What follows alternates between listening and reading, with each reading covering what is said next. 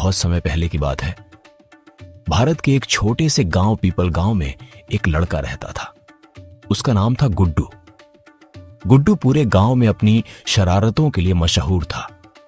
कोई आम तोड़कर भाग जाए, किसी की बकरी खोल दे या फिर सूखे कुएं में झांककर भूत ढूंढने लगे, ऐसी हरकतें सिर्फ गुड्डू ही कर सकता था। अरे ओ कुएं बाबा, अगर अंदर कोई भूत है तो एक बार हाँ बोल देना। अचानक कुएं से एक रहस्यमयी आवाज गूंज उठी। अरे बाप रे, सच में कोई है क्या? तभी पीछे से एक आवाज आती है। अरे ओ नालायक, वो भूत नहीं, तेरी अपनी आवाज है। रामू काका सिर पर मिट्टी का घड़ा रखे मुस्कुरा रहे होते हैं। ये थे रामू काका, पूरे गांव के सबसे अच्छे कुम्हार।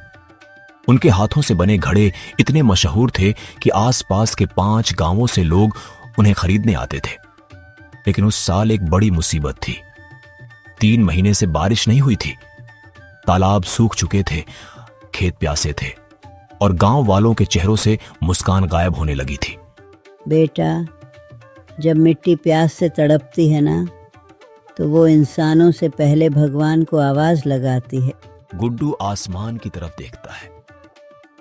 उसी समय कुएं के अंदर से एक अजीब सी आवाज आती है। गुड्डू की आंखें बड़ी हो जाती हैं। काका, ये आवाज कैसी थी? रामू काका भी रुक जाते हैं।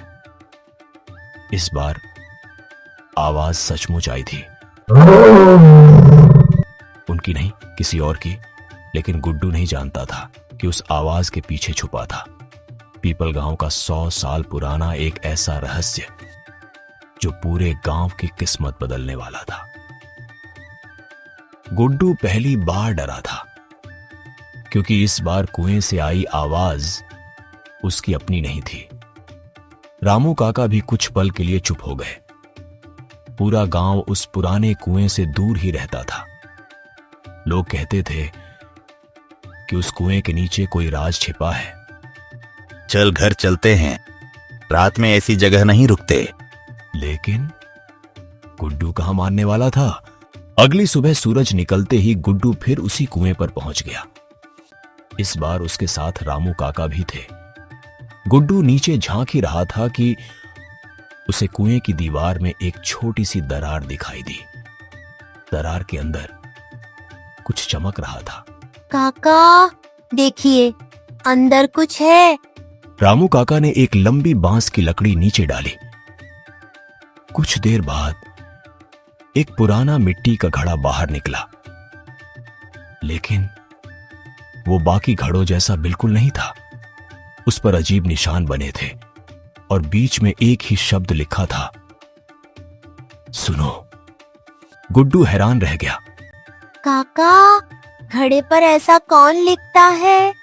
गुड्डू और रामू काका वो घड़ा लेकर जमुना दादी के पास पहुंचे। दादी ने जैसे ही घड़ा देखा, उनके चेहरे का रंग बदल गया। कुछ पल तक वो बिना कुछ बोले उसे देखती रही। ये घड़ा मेरे बाबा बनाया करते थे। गुड्डू चौंक गया। मतलब ये 100 साल पुराना है? दादी ने सिर हिलाया, फिर बोली, जब मैं बहुत छोटी थी तब मेरे बाबा कहा करते थे, जिस दिन ये घड़ा वापस मिलेगा, समझ लेना गांव फिर से प्यासा हो चुका होगा। गुड्डू और रामू काका दोनों एक दूसरे को देखने लगे।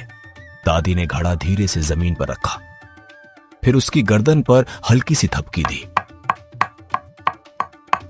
एक मीठी आवाज पूरे आंगन में गूंज गई।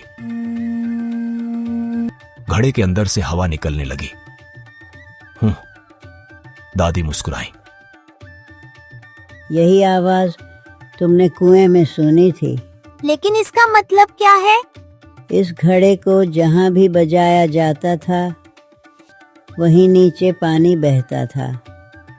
तुम्हारे पुरखे मशीनों से नहीं, मिट्टी की आवाज सुनकर पानी ढूंढते थे। तीनों घड़े को लेकर पूरे खेत में घूमने लगे। जहां जहां घड़ा बजता वहां आवाज अलग आती। अचानक पीपल के पुराने पेड़ के पास घड़े से बहुत तेज आवाज निकली। गुड्डू बोला, यही जगह है।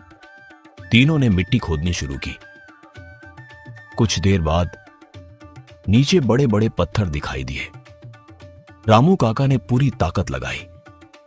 पत्थर हटते ही नीचे से ठंडी हवा निकली और कुछ ही सेकंड बाद एक पतली पानी की धार बहने लगी। पानी। धीरे धीरे वो धार तेज बहाव में बदल गई। सूखे खेत फिर से भीगने लगे।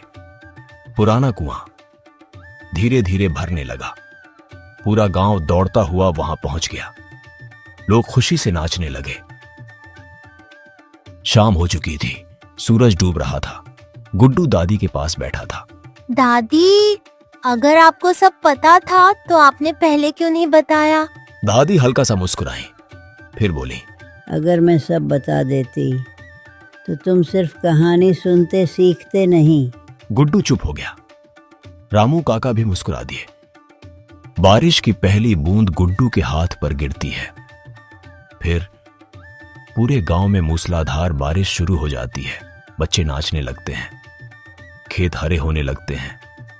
रामू काका अपने नए घड़े बारिश में रख देते हैं और जमुना दादी आसमान की ओर देखकर मुस्कुराती हैं। कहते हैं, मिट्टी कभी अपना रास्ता नहीं भूलती, भूल जाते हैं तो सिर्फ इंसान। पीपल गांव वालों ने उस दिन समझ लिया कि पुराने लोग सिर्फ कहानियां नहीं छोड़ते, वो आने वाली पीढ़ियों के लिए हल भी छोड़ जाते हैं। और शायद इसीलिए आज भी अगर आप किसी पुराने गांव में जाएं तो वहां की मिट्टी आपको कोई ना कोई कहानी जरूर सुनाएगी।